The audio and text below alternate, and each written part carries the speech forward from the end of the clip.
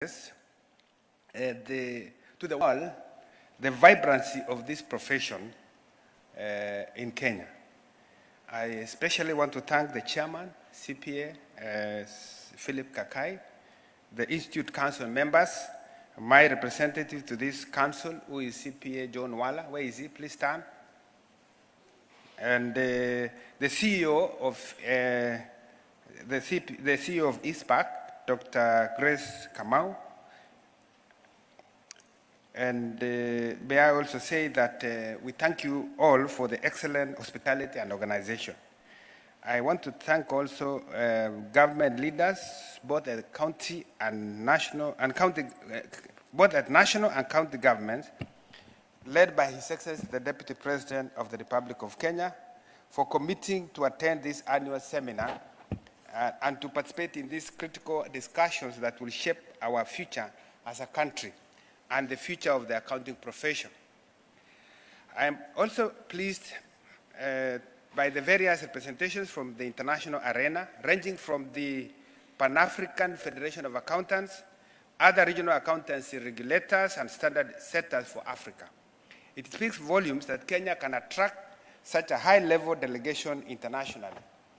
As a country, we have a seat at the International Public Accountant Standard Board, represented by CPA John Wala, International Federation of Accountants, represented by FCPA Professor Winnie Nyamute, and also ICPAK SMP, represented by FCPA Mike Mbaya. Your Excellency, this is a testament that as a country, we are continuing to grow and thrive in the accountancy profession. Your Excellency, preparing the accountancy profession for the future requires an integrated approach that equips current and future professional accountants with skills, capabilities, and critical behavior necessary for an evolving business environment. This fundamental goal is embraced in the theme of this conference, which is towards a future-ready accountancy profession. I agree that with the professional accountants, growth in almost any country is only possible with reliable and credible financial information that is independently reviewed and verified. Where this profession flourishes, so does the potential for real and meaningful economic growth. This is one reason why the development of the accountancy profession in Kenya has been critical to the government's objective, and one in which we are making steady inroads, thanks mainly to the collaboration between ICPAK and the National Treasury. I am therefore pleased by the work ICPAK is doing to ensure we have a vibrant accountancy profession in Kenya, which is a crucial aspect of having a robust financial infrastructure in our country, and a strong individual institutions capable of positioning Kenya as a regional financial hub. Your Excellency, allow me to comment on only two issues which I consider important to this year's event: the role accountants can play in fighting corruption, and their role in enabling government to deliver sustainability goals. It has become clear that corruption has presented and will continue to present a significant obstacle to fully deliver meaningful progress against all SDGs. Corruption and related economic crimes, such as money laundering, bribery, illicit financial flows, tax evasion, and fraud, deeply affect human and economic development. On a regional scale, corruption hinders economic development by curtailing international investment and raising business costs. In other words, citizens and legitimate businesses pay more money to corruption in return for public services. Corruption also affects all 5 pillars of sustainable development. That is people, planet, prosperity, peace, and partnerships, popularly known as the 5 Ps. These crimes are illegitimate and erode trust in democratic institutions and government, inhibit social equality, and threaten economic growth. To make Vision 2030 a reality, we must tackle corruption, and accountants must play a vital role in fighting corruption. Accountants can drive the fight against corruption as you hold critical positions in both public and private sector. Many of ICPAK's regular activities already contribute to fighting corruption and economic crime. But there is need for the continued development of a strong regulatory framework that promotes discipline and compliance within both employed and practicing accountants. Indeed, the National Treasury, working closely with ICPAK, has developed and published the following important regulatory regulations that guide implementation of Accountants Act. These are: 1, Accountants Regulations of 2022. Second, the Accountants Standards of Professional Practice and Ethical Conduct Regulations of 2022. 3, the Accountants Examinations Regulations of 2022. 4th, the Accountants Registration and Quality Assurance Regulations of 2022.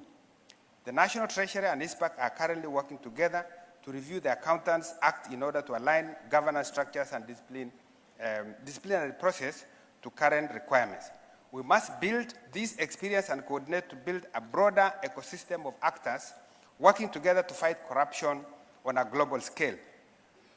To answer the call, I direct ICPAK to develop an action plan for fighting corruption and economic crime. We should provide a framework for the accountancy profession's role in combating corruption and economic crimes. This will advance the government's efforts to free this country of corruption. To harness the full potential of education and professional development among accountants, ensure more compliance of all members to global financial reporting standards, contribute to evidence-based policy making whenever this is required, strengthen your impact through engagement and partnerships, and contribute your expertise through the leadership and advocacy. My second area is to explore how accountants approach their role in enabling the government to deliver sustainability goals. I have a few suggestions that you should consider. First, please engage with the government to achieve sustainability objectives and ensure private sector and political alignment on achieving net zero and decarbonization. Remember that financial institutions and companies will struggle to reach net zero without firm political leadership and government intervention, particularly in the value chains. National policy frameworks and incentives linked to UN Sustainable Development Goals and the Global Paris Climate Agreement of COP 2015, that's COP 21, provide companies with a more precise roadmap to setting and meeting their long-term climate and sustainability goals. The second issue you should consider is that you need to empower audit committees to provide oversight of sustainability-related disclosures in mainstreaming corporate reports and regulatory filings to ensure trust in such disclosures and ensure investor protection. Third, finance and accounting professionals can advise on the opportunities in many countries where governments and financial institutions are financing investments in the decarbonization and sustainability initiatives. Fourth, accountants must be given opportunities to learn the language of climate change and sustainability from scope 1 to 3 emissions, transition and physical risks, and sustainability-linked financing. Relevant sustainability education and training opportunities will enable them to identify climate and sustainability risks and solutions and embed ESG and sustainability priorities into strategy, risk management, financing, and internal and external reporting processes. In conclusion, Your Excellency, accountants must quickly shift between multiple roles to succeed in today's dynamic business landscape.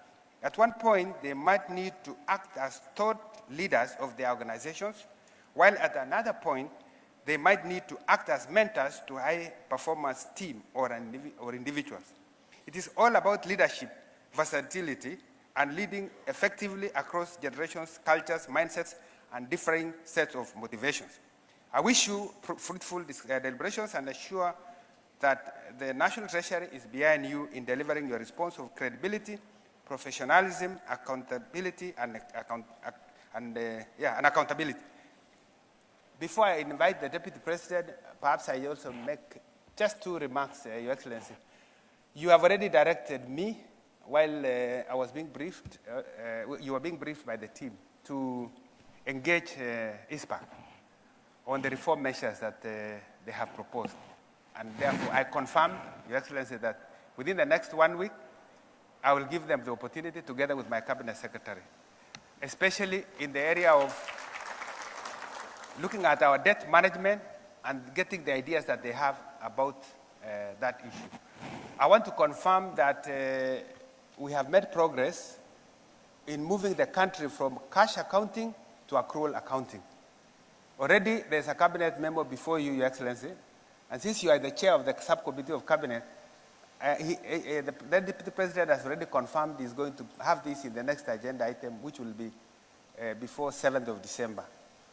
And so we expect that cabinet could approve the country to move to accrual accounting before end of the year.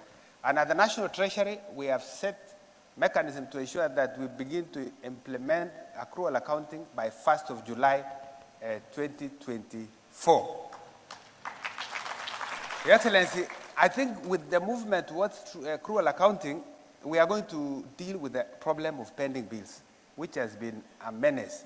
Because I think now, before we did a cabinet memo to you, we estimated that we have about 640 billion worth of pending bills inherited between 2005, since the era of Kibaki, up to June last year. And you cabinet approved the setting up of the committee.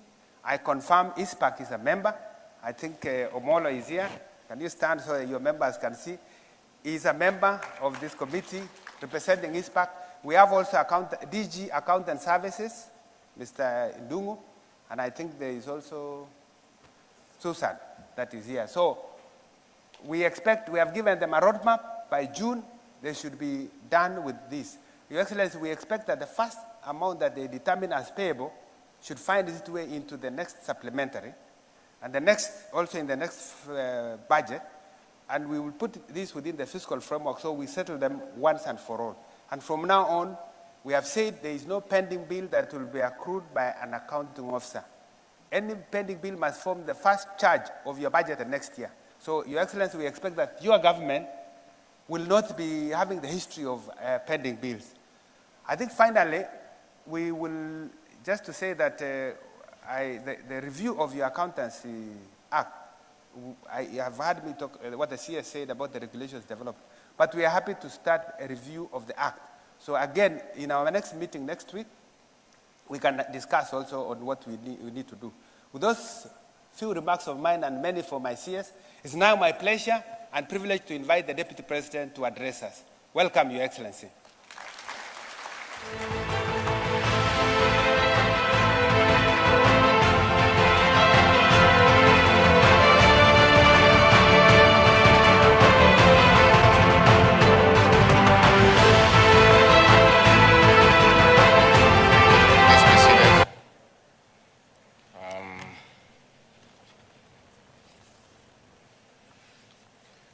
Principal Secretary, National Treasury, Dr. Chris Kipto, our CS for EAC, Asal and Regional Development, Penina Malonza, the Chairman of the ICPAK Council, CPA Philip Kakai, the ICPAK Council members, the ICPAK CEO, honorable members of Parliament, representatives of regional professional accountancy organizations, certified public accountants present, distinguished delegates, good afternoon. I'm very delighted to be here to get this opportunity to talk to great minds, to professionals in accountancy. We don't normally get this privilege because we talk to wananchi. And when we are accorded this opportunity, we are very humbled because you are great minds. And you know, as we are small people of limited education, not your professionals, we're just there. So when we get an opportunity to have a discussion with you, we are very grateful. I have brought greetings and warm regards from my boss, our leader, President William Ruto. He has asked me to say jambo. And The Ruto administration, where I'm the principal assistant to the president, have identified our modus operandi for governance as continuous engagement with everybody, including the professionals. I was here last week to talk to supply chain fraternity. I was again here talking to the Institute of Kenyan Engineers. I'm here today talking to you because as an administration, we have accepted with humility that we don't know everything. In fact, we know very little, and we need to enrich our thinking by continuously engaging those who know much more than we do. The president is on record stating clearly that a good idea must give room to a better idea, and a better idea ultimately must and should give room to the best idea. This will only happen when people engage. We listen to you, you listen to us, we borrow from the best practices, we have a convergence, we put our minds together, and together we agree what is good for our country. It is therefore very gratifying for me to be here this afternoon to say a few things that have been written to me by my team, and then I can speak a little from my heart. The Accountancy Fraternity holds the 40th annual seminar, second edition, of the Institute of Certified Public Accountants of Kenya, a year into the implementation of the Kenya Kwanza plan. It is also a time that the government is taking a raft of measures, including reforming the tax regime to meet the financial demands of service delivery and development. With collection of more taxes to fund various projects, the need for enhanced transparency and accountability sets in. This meeting, therefore, is timely and essential, not only to ICPAK, but also to our administration. We need an accountable profession that will sow and instill confidence among Kenyans on how their taxes are spent. We appreciate that ICPAK has pronounced itself on a number of issues related to revenue collection, especially what you term as double taxation and capping on maximum tax. This is an important aspect of protecting public interest. The Ruto administration welcomes such pronouncements from professionals because they elicit public awareness, discussions, and dialogue. This allows us to align our position for a people-centered approach to government policy and other undertakings. In this way, esteemed accountants, you are shaping and contributing to good governance. While it is commendable receiving advice and recommendations on matters concerning public finance, we rely on your members who serve as accountants and auditors for accountability in the use of public resources. Whether in procurement and supply chain or preparation of books of accounts, members of your profession come in handy. You hold office in public trust to execute duties of ensuring prudent use of public resources. Accountants, auditors, and other professionals at ICPAK are doing a splendid job in serving our nation. And I want to say 95% of your members are good people. Very good people, patriotic Kenyans, and good professionals. I cannot say the same of the 5%. You know, you are aware there is a huge public perception of the report by Ethics and Anti-Corruption Commission that indicates that 21.1% of accountants and auditors are involved in corruption. Such elements are soiling the profession in unethical conduct. They collude and connive with other people in embezzlement. They do what is called smart accounting, computer errors, typographical errors, clerical errors, as such to cheat the system and steal. Thus, the same person holding office in public trust violates the Constitution, professional code of conduct, and other regulations. I can confidently say that in most corruption cases, at the tail end, someone from the profession is involved directly or indirectly. With such smart accounting and compromise practices, public trust in the profession is ruined. This directly and negatively impacts organizational service delivery.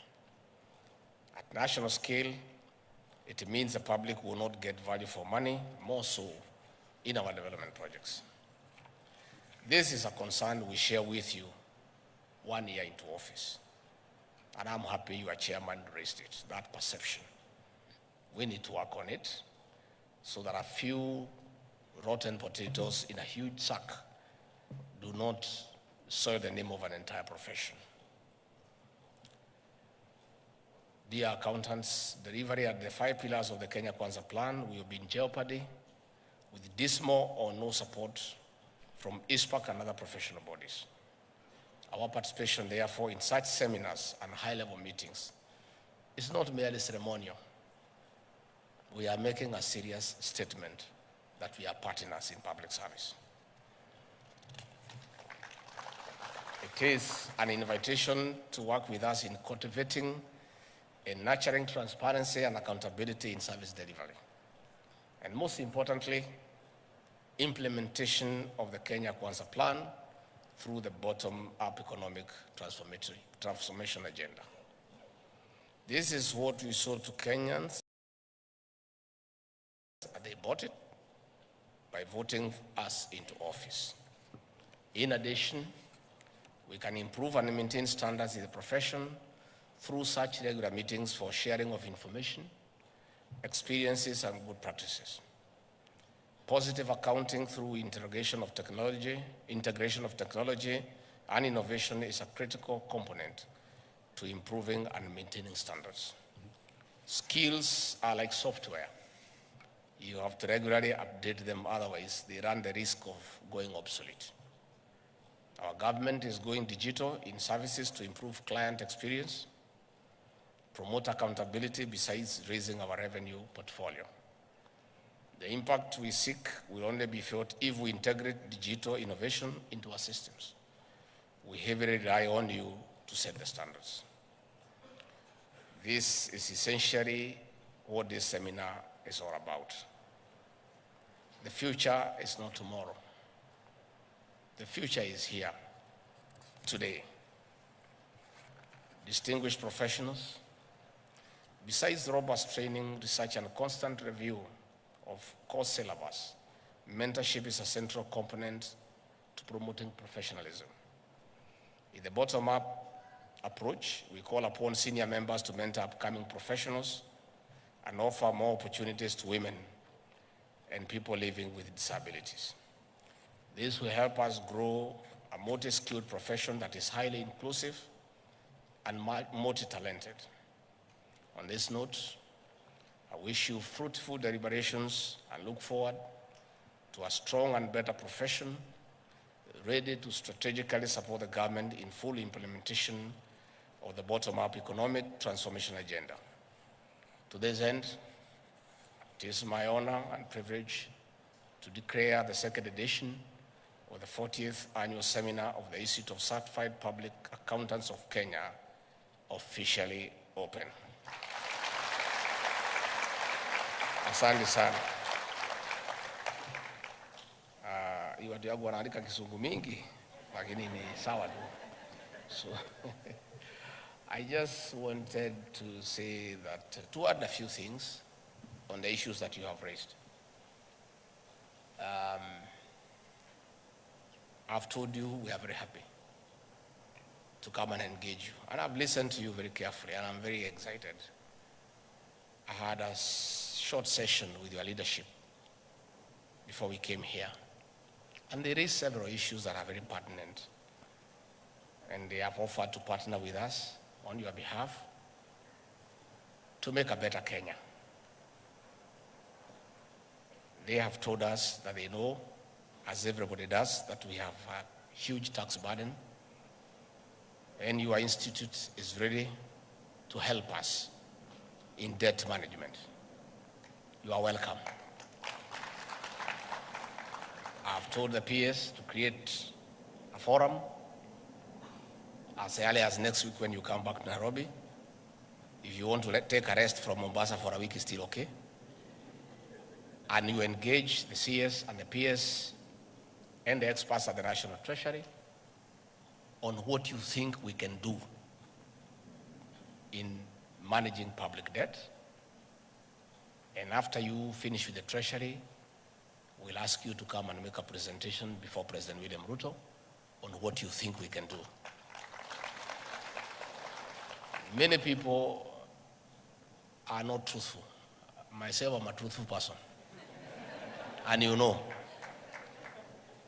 many people want to skirt around the issues that I have, making us have a challenge as a country. The truth of the matter, and you people know it. Our challenge is nothing else but public debt, which is unmanageable. This debt, we did not make it ourselves. If you remember, on the 13th of September 2022, when I took oath of office as Deputy President, and I was given an opportunity to say something before I invited the President, I told the people of Kenya, on day one, not now, because I'm a truthful person, of the economy we have inherited. And I told the people of Kenya that we found empty coffers. I told the people of Kenya we have found a 9.6 trillion public debt. I told the people of Kenya we have found pending bills of 900 billion.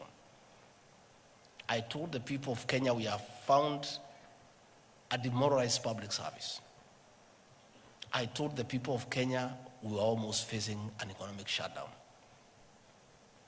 Today everybody is talking about it. That time people shouted at me, oh, this guy is very cheeky. Why is he talking before foreigners about our challenges? But I needed to tell Kenyans from day one. Had I not told Kenyans today, they would be blaming us. I told Kenyans the kind of economy we inherited.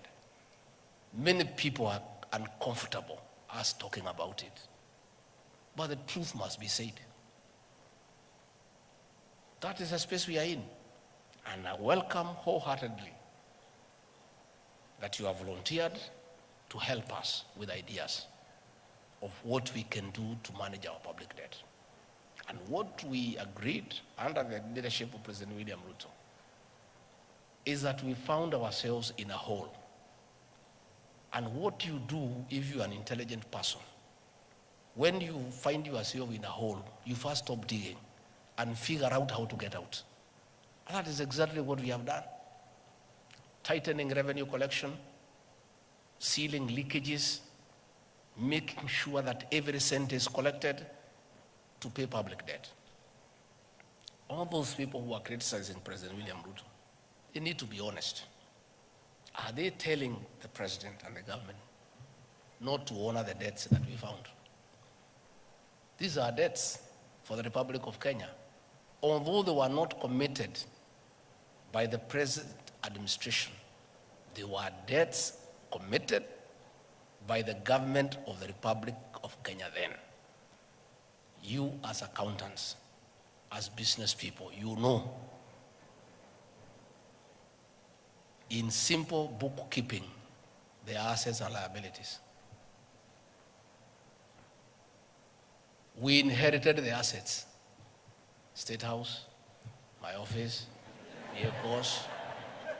Fair enough. What about the liabilities? We inherited them too.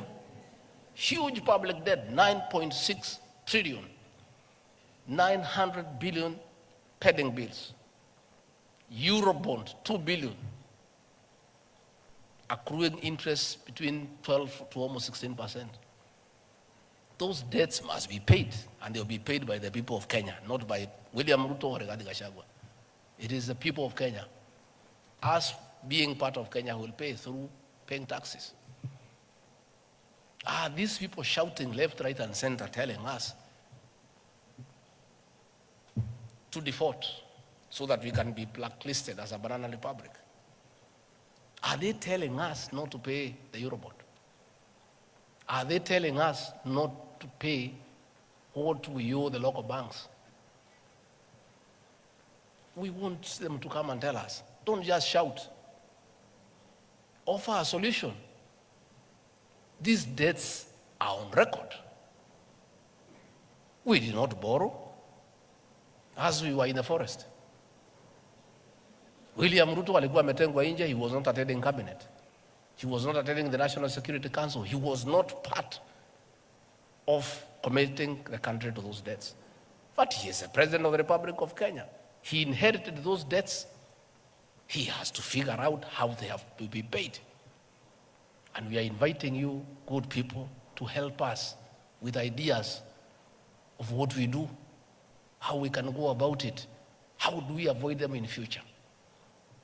Through continuous engagement, through bilateral and multilateral diplomacy, the president has traveled around the country, the world, engaging multilateral leaders, the IMF, the World Bank, key partners, the United States, the People's Republic of China. Currently, he has just left Germany for France to see how we partner with the world to get us out of the mess we are in. And it has started to pay. Yesterday, the World Bank made a huge pronouncement of $12 billion in the next 3 years, concessional loan on very low interest, as opposed to trying to borrow money here from local banks. The IMF, 4 days ago, made a similar announcement of a huge intervention. We have public roads that have all stalled.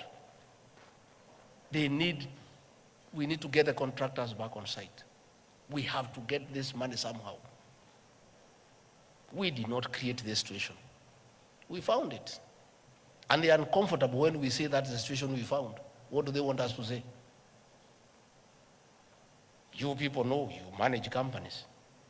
You know, you look at the state of the books when you take over a company. You take a company that is in the red, you know what to do with it. You take a going concern, you know what to do with it. But us, we didn't have a choice. Kenya is ours. We took it the way it was because this is our country. If we had a choice, we would have looked for another company, not Kenya. Because of the huge debt portfolio through irresponsible borrowing. When we tell the story, because we are going to tell the story, people will be shocked. How $2 billion was taken from the central bank and put in a private bank that is responsible for the situation we are in, the weakening of the shilling.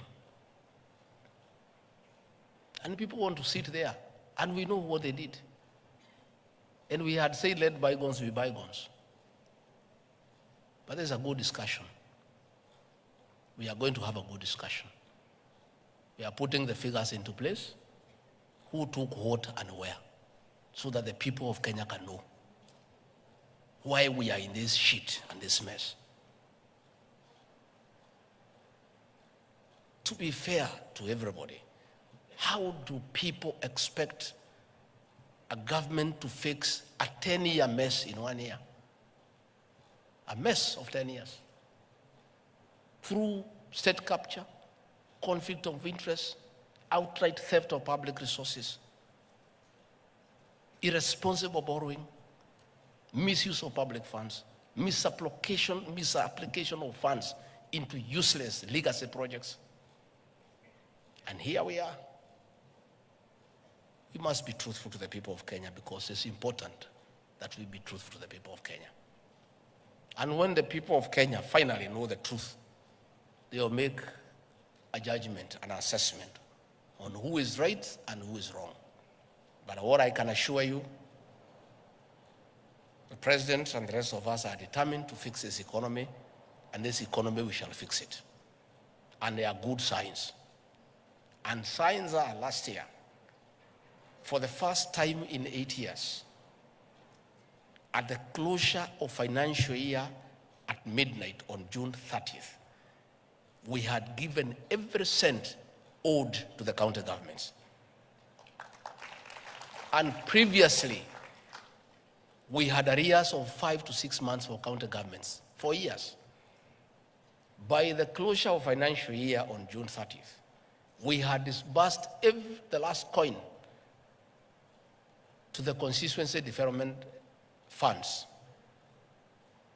For the first time, we have no arrears for our elderly men and women for their monthly stipend. We found an arrears for 8 months for those senior citizens who need that 2,000 to buy drugs, to buy food. We have cleared all that. Today, they get their stipend before civil servants are paid. And we have said, let anybody who has an idea on how to fix this economy come and talk to us. I want, on behalf of the president, to welcome you as ICPAK. Come and talk to our people at the National Treasury, and we'll ask you to talk to the president, and all of us are aligned. This is our country, and as I said, we don't know everything. If you have better ideas than we have, this is our country, we have no other country. Please come and talk to us, and whatever you advise us, if it's prudent, if it can get us out of the quagmire that we find ourselves in, we shall say asante sana. So please, you are most welcome. I've heard you talk about pending bills. It's true. The president, in his wisdom, has put a committee where your members are represented, led by Ouko, former Auditor General, an eminent Kenyan, another group of very eminent professionals. I saw them when the president was inaugurating the team. Men and women of integrity to scrutinize, verify, and validate pending bills so that those that are payable we can pay, and put that history of pending bills behind us. We saw many Kenyans lose their homes.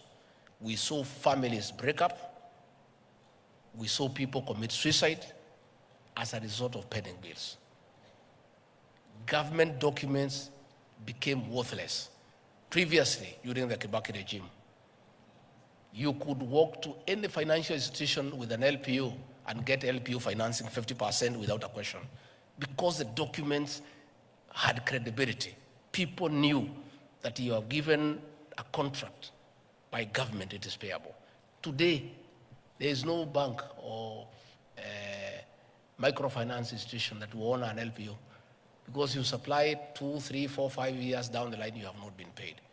We want to restore the sanctity of government LPOs and LSO and contracts so that they become bankable, that you can walk to a bank and get cash against it to carry out the works that you have been given. So that is ongoing. Again, you have said you have your issues of the remuneration role. You have explained to me there and here, and what we have agreed, I'll create the framework. My office has been tasked by the president the responsibility of coordinating constitutional commissions and independent offices. I'm the one who does that coordination in my office. So we have agreed with the chair. I'll call that forum for you, the Attorney General and no other people involved. We begin that conversation so that, like your counterparts, the lawyers and other professionals, you can have your own remuneration role. Lakini msiweke pesa mingi sana, mlipiche kidogo. There is too much competition. Even these lawyers, I can tell you, because some of us wafanyi biashara pia, hatuwalipi ile iko kwa hiyo role. Tuna negotiate because mawakili ni wengi sana. Tusema wewe ni ngapi, wewe ni ngapi, wewe ni ngapi, wanashindana inateremuka. It is good to have the remuneration role as a benchmark. But you are also many. You have told me you are 35,000. 28,000 are in practice. So mutashindana tu pole pole, so that Kenyans can also get the best deal. So that one I'll do. Again, you have talked about too many regulations, and will help. The members of the National Assembly are here. The Attorney General is there. We can agree on how to fast track the review of these regulations so that we can collapse them into something that is making sense, so that we don't have too many laws for the same person doing the same thing. So that is something we can help in terms of fast tracking with the leader of the National Assembly in Parliament, with the Attorney General, with our legal drafters. We can work together and we can help you to fast track that one. The MP for Molo, KK, my good friend, has said about you people being targeted when there are investigations. It is true. Even the procurement people who are here crying the same. It is true, and it's very sad. And I said, and I want once more to reiterate to ACC and DCI, please hire professionals to be your investigators. Hire accountants, hire procurement people who can advise you on how the investigation is going. You find some of these policemen, they have no idea about accounting. You know?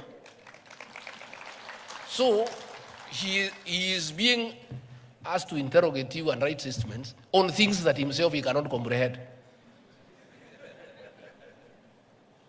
You know? I from a personal experience on how absurd our investigative agencies can be when they are investigating complex matters beyond their pay grade. When we were fighting to come to government, and the previous government targeted me for persecution because of my political stand, which was very firm, and decided to try to blackmail me to change my stand. They sent CID officers all over my life to look around my life for 50 years and turn it around and see whether they can get something. So I had put some money in a microfinance for 8 years. Fixed deposit, 200 million. Money I had earned through hard work, saved, put 200 million, and through good advice by accountants, told me, put this money in the fixed deposit and leave for the interest. And I stopped working. I put it, I negotiated for 13%. And every month I was getting 1.9 million, which is money actually I did not need. It's too much. 1.9 million is too much for one person. So I was living on the interest. I give a little to Pastor Dorcas. You know, she's a pastor, she doesn't need a lot of money. So, ingine kidogo, mimi nakula na marafiki. Ingine napeleka kwa siasa kidogo kidogo. So, this money is in my personal account. I put it on a core deposit for 3 months. So, every 3 months, it leaves my personal account, goes to a suspense account. It stays there. At the end of the 3 months, inarudishwa yote pamoja na interest. I remain with the interest. I reinvest it back. So that movement back and forth 4 times a year, a corporal in police said, I have 800 million every year that is coming to the account. You know, that movement back and forth. So they calculated for 8 years, they said it's 12.4 billion. And they put up a case of 12.4 billion. And it's the same amount of money. The only 200 is the only money. There is no other money. Movement of back and forth, back and forth, back and forth. So yeye anaangalia pale, mwisho pale, at the head pale. Hey, they calculated, they say this man, in 8 years, he has gotten 12.4 billion. He needs to say where this money has come from. But it was the same 200 million. I tried to explain to him, huyo mjinga hawezi shika, hawezi elewa. But if they had an accountant or a banker in that bank. Tungefika hapo kweli? It's just a rollover. We are trying to tell them what is a rollover. Anasema hiyo ni nini? Hawezi shika. And that is where you have found accountants have been called to record statement. The fellow recording cannot understand what is it that you are saying. He has no idea about books of accounts. So I'm saying, EACC, DCI, please, for you to deal with corruption and economic crimes, hire professionals in every field as your investigators. Have accountants, have procurement officers, have bankers, have all sorts of professionals for you to deal conclusively with economic crimes because they are complex. An ordinary policeman trained in Kigaju cannot understand those things. And I want to say now that we have agreed on police reforms, we have agreed that we'll have a cadet entry so that we attract professionals, so that you enter at the level of an inspector when you are professional. I want to encourage professionals across the country. When we implement that reform, and there's a recruitment, please, accountants, come to the police force as a direct cadet and come and help these people to deal with issues that are complex. Au wengine wafanye kazi hii ya kawaida. Ya kushika wewe, kuweka wewe pingu, kutoa wewe, hiyo wafanye. Lakini ingine hii ni mambo ngumu hii. These are difficult issues. Even ourselves, and we are graduates, we are not able to understand those things. So that's why we hire accountants to advise us. That's why we hire lawyers to advise us, because you are not good at that profession. So to avoid this harassment of professionals by police, let us bring in professionals in the investigation agencies and things will be okay. Finally, you are aware, we want to privatize all non-profit making state corporations so that we can give them to you people because you are the one who knows how to do business. The work of government is not to do business, PS. Our work is to give services. If you look at the sugar sector in Western Kenya, there are several factories, some are state-owned, others are private. The soil is the same. The environment is the same. The farmers are the same. The prices are the same. The only difference, some are managed by government officials, others are private. Moroni, Mumias, Nzoia, Chemiril, managed by public servants, all dead. Butali, West Kenya, managed by the private sector, making profit. Why does government want to do business? That's not our work. Our work is to build roads, to provide security, to give health services.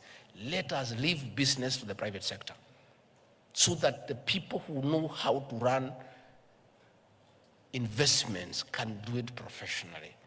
So very soon, we are finalizing on the law. All these companies will be up for sale. Nyinyi muko na pesa, mununue, and you run them. And you run them profitably.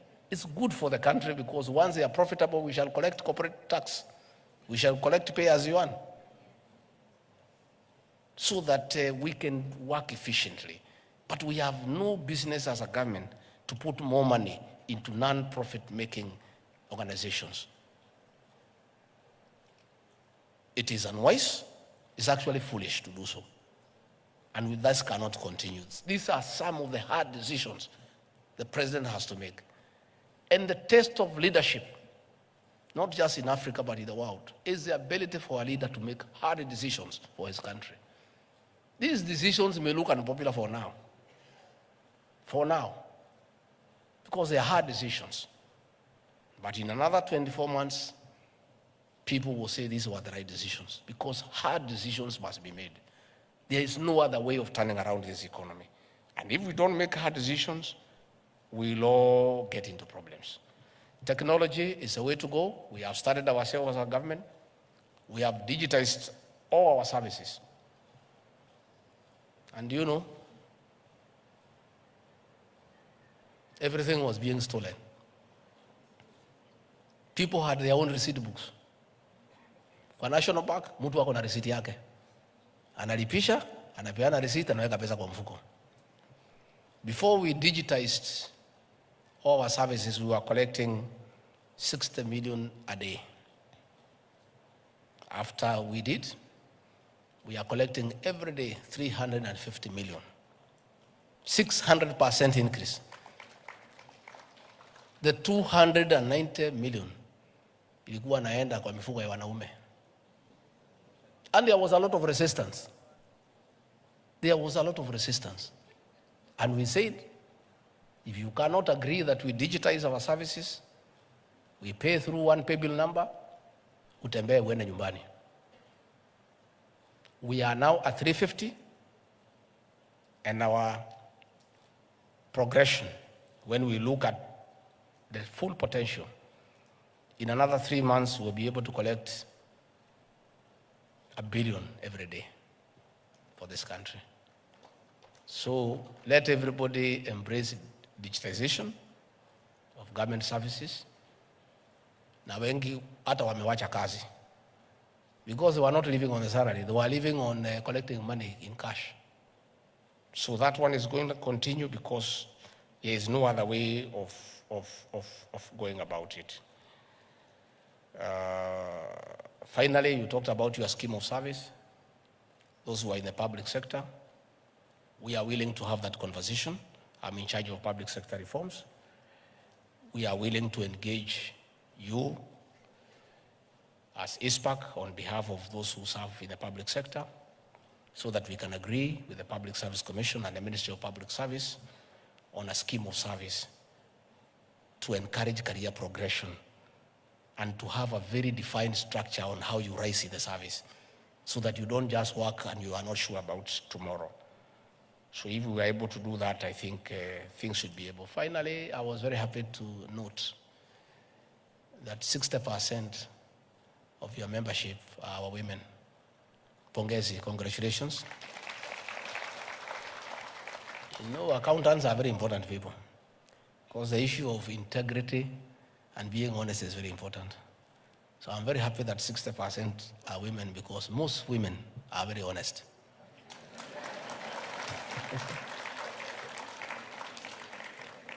That's right. Myself, I hang around with a lot of women in my office. All the key areas nimepatia wa mama because hapana wezi. Quite a number, a few ni wakora lakini the whole, a few manga kidogo wanakaa kama wanaume. Lakini sisi wazee tuko wakora kidogo. So I'm very happy that most, 60% of your members are women, and we want to encourage our women to fight for your space in every sector in this country, including leadership. Be women of substance. You have something to offer because you offer service from the heart. You are very genuine and compassionate in what you believe in. So we would want to see more women in leadership. And I can tell you from the cabinet, we have 8 women. They wanatoa jasho. They work, and they work from the heart. They are so passionate in what they do. We want to see more women in the judiciary. We want to see more in the cabinet. We want to see more in the private sector. We want women to take up their rightful space in the management of the affairs of this country and in terms of economic activities. Kwa hivyo mimi nimeshukuru sana. I've learned several things. And you know, sisi watu hatujasoma sana, ukikaa na watu wamesoma unafaidika. Najua when we were studying biology, there were 2 processes in biology. One was called osmosis. What was the other one called, Kimani? Yeah? Diffusion. So, bila nimekaa hapa, ukikaa na watu wamesoma through diffusion and osmosis, hata wewe unapata. So I feel more educated and more learned by just sitting around with you people. So mkiniita tena nitakuja. Mkitaka nimletee rais atakuja. Yeah. At least rais ako na bahati, you cannot intimidate him. Ako na degree 3, sio kama mimi niko na moja. So he'll be more comfortable with you guys. Me, I'm a little bit intimidated, but nangangana too. You know, so we are very grateful, and we look forward to engagement. Please continue discussing your issues. Talk about our country. Let us talk about our economy. Na tafadhali, the 5% nimeongea juu yake. 95% nyinyi watu wazuri. Wazuri sana. Lakini 5% nyinyi ndio mtatuharibu sisi. You are the one who come to show us how to cook our books so that we evade tax. Nyinyi. There is nobody who evades tax without an auditor. Hakuna mwananchi ya kawaida anaweza koroga hiyo vitabu aepuke. Nyinyi ndio wajuaji ya kukoroga vitabu. You people. Matters tax evasion, you guys are in it. You are the ones who sit down with the directors of companies and show them vile watakoroga vitabu. Na ndio unaona mtu akiitwa na KRA anasema ngoja nitafute accountant yako kwanza. Nobody is willing to talk to KRA without a fellow there. It's like a lawyer on matters tax.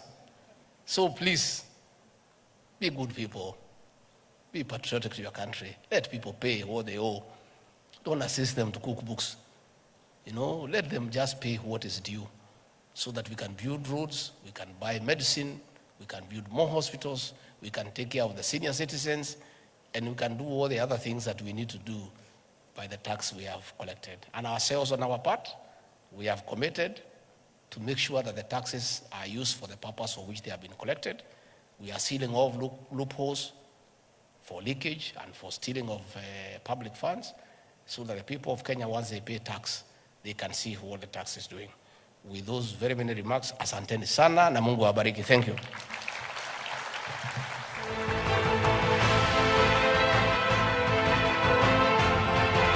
Sisa kindly remain on the dais for brief photo session.